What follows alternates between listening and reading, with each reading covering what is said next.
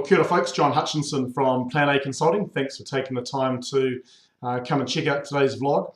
In earlier vlogs, I've talked about the Institute of Directors in New Zealand and their 4 pillars of best practice around governance. And that's about determining purpose, having an effective governance culture, holding people to account, and having effective compliance processes in place.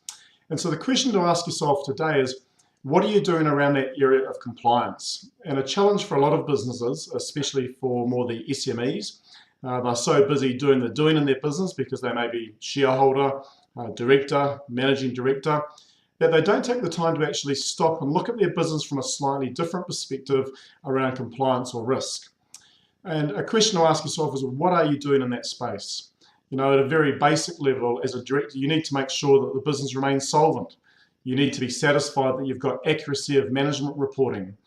You need to be thinking about risk both in the current setting and in the future setting. You need to be thinking about things like health and safety. What reporting do you have to your board? How can you be satisfied as a director, especially if you're not involved in the operational part of the business, that the company is complying and meeting its obligations? What about if there's some legislation changes? How do you know that? How do you manage any changes? You know, what process do you have to manage compliance and manage risk? And so at a very basic or practical level, I always suggest to people, you know, consider putting a policy statement in that talks about compliance and risk. Build that into your board calendar of events, and that way you're not leaving things to chance. So today's business brief's pretty simple.